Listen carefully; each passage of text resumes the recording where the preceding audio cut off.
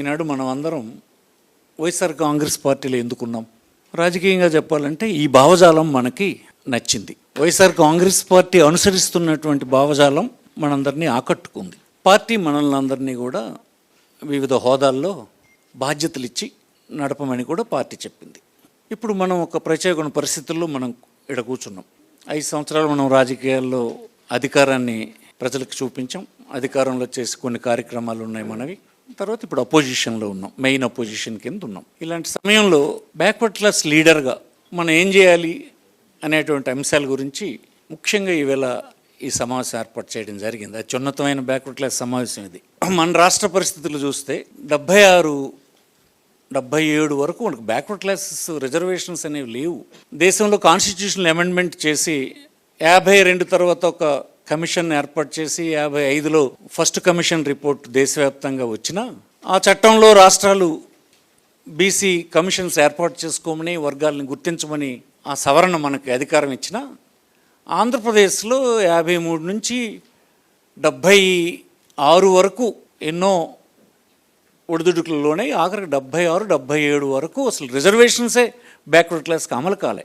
అంటే దేశంలో ఇతర రాష్ట్రాల్లో బ్యాక్వర్డ్ క్లాసెస్ పొందినటువంటి ప్రయోజనాలు కూడా ఈ రాష్ట్రంలో బ్యాక్వర్డ్ క్లాసెస్ పొందలే.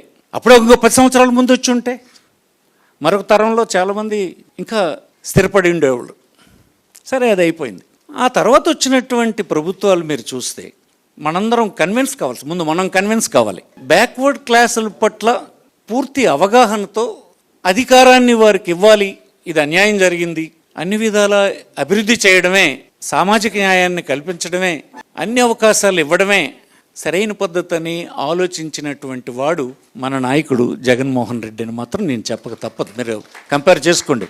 ఆ వివరాలన్నీ మనం ఇచ్చినాం.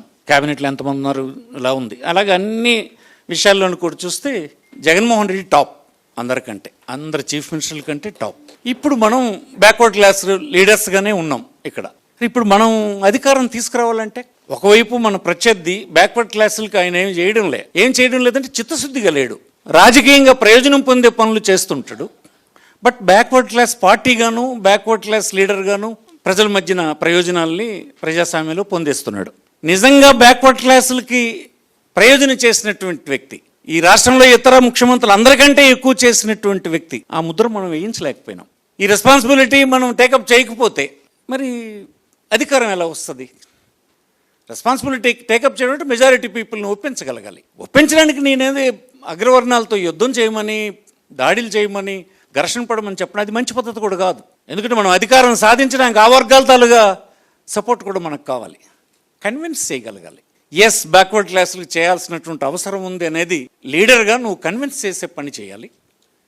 మన వాళ్ళైనటువంటి బ్యాక్వర్డ్ క్లాసుల్ని ఒప్పించగలగాలి. నీ దగ్గర ఉన్న ఐడియాస్ ఏంటి? ఏం చెప్తే మనం బ్యాక్వర్డ్ క్లాస్ని ఒప్పించగలం? ఎవరెవరు మనకు దూరంగా ఉన్నారు? ఎవరిని ఇంకా దగ్గర చేర్చుకోవాలి? బ్యాక్వర్డ్ క్లాసులు సుమారుగా 138 ఉన్నట్టున్నాయి మన దగ్గర. 140 ఉన్నాయి ముస్లిమ్స్తో కలుపుకొని. ఇందులో కొంతమందికి రాజకీయ ప్రాతినిధ్యం దొరికింది. ఈ ముఖ్యంగా సేవా కులాలు, కొన్నేమో ఇతరత్ర చేతి వృత్తులు, రకరకాల కింద కేటగిరీస్ కింద విభజన అయ్యి ఉన్నాయి. అవి దేశంలో అయితే ఎవరు గుర్తించరు. కానీ భారతదేశానికి పేరు ప్రఖ్యాతులు రావడానికి, ఈ సమాజం అత్యున్నతమైనటువంటి సమాజంగా కొనసాగడానికి బ్యాక్వర్డ్ క్లాసెస్ కంట్రిబ్యూషనే కదా గొప్పది. రాజ్యసభ నలుగురికి జగన్మోహన్ రెడ్డి బ్యాక్వర్డ్ క్లాసులకి ఇచ్చాడంటే ఎవడైనా ఈ రాష్ట్రంలో ఆ ధైర్యం చేశారా?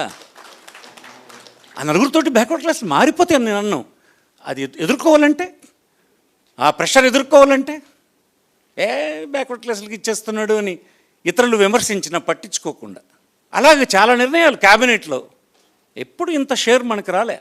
సరే, రాష్ట్రంలో ఆర్థిక పరిస్థితులన్నీ దివాలా తీసిన స్థితిలోనూ ఆంధ్రప్రదేశ్, విడిపోయిన ఆంధ్రప్రదేశ్ ఉండడం వలన పెద్దగా దానికి ఉన్నటువంటి మంత్రులు ఆ ప్రాంతాల్లో సంతృప్తికరంగా చేయలేని పరిస్థితులు ఉత్పన్నమైతే అయ్యి ఉండొచ్చు. కానీ అంత సంఖ్యను ఇచ్చినటువంటి వాడు మళ్ళీ వస్తాడా రాష్ట్రంలో? ఎవడైనా ధైర్యం చేస్తాడా? మరి దాన్ని నిలబెట్టడం అంటే ఎవరు నిలబెట్టాలి? దానికి మద్దతు ఇచ్చే పని మనం కదా చేయాలి. మనం ఇవ్వడం అంటే మనం మన సంఖ్యని పెంచేటువంటి పని చేయగలగాలి. దానికి మీరు ఇచ్చినటువంటి సలహాలు, సూచనలు అన్నీ రికార్డ్ చేయడం జరుగుద్ది. ఎలాంటి యాక్టివిటీ టేకప్ చేయాలో మీరు ఇచ్చిన సూచనల ప్రకారం పార్టీ ఎలాంటి స్టాండ్ తీసుకోవాలి, పార్టీ ఏ విషయాల్లో మనం ప్రజలకు చెప్పడానికి, బ్యాక్వర్డ్ క్లాసెస్ చెప్పడానికి ఎలాంటి ఇది చేయాలి, ఇదంతా స్ట్రాటజీ కింద మనం తయారు చేయాలి. అది ఇతరులు పార్టీకి దూరం అయిపోకుండా ఉండేటట్టుగానే ఉండాలి. మనం నడుపుతుంది పొలిటికల్ పార్టీ, మెజారిటీ ప్రజల అభిప్రాయమే ఎప్పటికైనా సాగుతుంది. ఆ మెజారిటీ అభిప్రాయంలో మన షేరు పెంచుకుంటూ ఇతరులు దూరం అయిపోకుండా ఉండే ఆలోచన ఉండాలి, ఘర్షణ వైఖరి కాదని నా అభిప్రాయం. దానికి గాను మన దగ్గర వచ్చినటువంటి క్రీమ్, మీ నుంచి వచ్చినటువంటి క్రీమ్ సలహాలు, లీడర్తో మాట్లాడుకుందాం, మన అప్రోచ్ని అవసరమైన దగ్గర మారుద్దాం, తీసుకువెళ్దాం.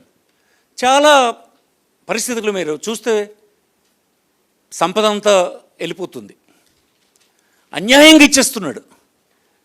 ఒక్కొక్కరికి 100 ఎకరాలు 200 ఎకరాలు భూమి రాష్ట్రంలో పనిచేస్తుంటే ఎవరిది భూమి? ఆ భూమి పైన పెట్టినటువంటి పెట్టుబడి ఎక్కడిది? ఇన్స్టిట్యూషనల్ ఫైనాన్సే కదా. ఆ వచ్చిన టెక్నాలజీ ఎక్కడిది? ఈ దేశంలోదే కదా. వాళ్ళకి ఇచ్చిన ఇన్సెంటివ్స్ ఎక్కడివి? మనదే కదా.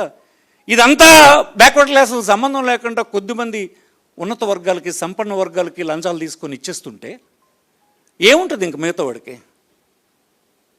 ఇవన్నీ గట్టిగా యుద్ధం చేయాల్సినటువంటి అవసరం వచ్చినప్పుడు యుద్ధం చేయాలి ఆ ప్రభుత్వాల మీద. ఇలాంటి వ్యతిరేక పందా తీసుకుంటున్నాడు చేయాలి. ఈ మధ్యకాలంలో చూడండి, ఎక్కడైనా ఈ భూమి పంపిణీ దీంట్లో ఒక బ్యాక్వర్డ్ క్లాస్ ఎక్కడైనా ఉంటాడా? ఎవరికైనా ఒక ఎకరం భూమి వచ్చిందా? మనం అందరం ఫైట్ చేసి ఒప్పించిన ప్రభుత్వం తెచ్చుకున్నప్పటికి పంచడానికి సెంటు భూమి కూడా ఉండదు ఈ రాష్ట్రంలో. ఎంత అహంతో చెప్తున్నారంటే, 1 ఎకరం కాదు మొత్తం భూమంతా ఇచ్చేస్తానని చెప్పే స్థితికి చంద్రబాబు కుమారుడు లోకేష్ జారిపోయినాడంటే ఎంత హేళనగా, చులకనగా ఇతర సమాజాన్ని రాష్ట్రంలో చూస్తున్నాడో మనకు అర్థమైపోతుందని మీకు మనం చేస్తూ తొందరపడాల్సిన అవసరం ఉంది. రాజకీయం ఎదుర్కోవాల్సిన అవసరం. రాజకీయం ఎదుర్కోవడం అంటే అధికారం నుంచి దింపడం ఒక్కటే మార్గం. దింపడమే కాదు, మనకు అనుకూలమైన నిర్ణయాలు చేసేటువంటి నాయకత్వాన్ని ఒప్పించే పని కూడా మనం రెండో వైపు చేయాలి. చాలా అనుకూలమైన అంశాలు మన దగ్గర ఉన్నాయి, అవి జనంతో మీరు మాట్లాడాల్సినవి, మనం మాట్లాడాల్సినవి. ఇక్కడ ఇంకా రూపొందించాల్సిన అంశాల గురించి మీరు చేయాల్సిన సలహాలు ఎవరుంటే ఇవ్వండి, ఇస్తే అవన్నీ నోట్ చేద్దాం, ఒక యాక్షన్ ప్లాన్ తయారు చేసుకుందాం.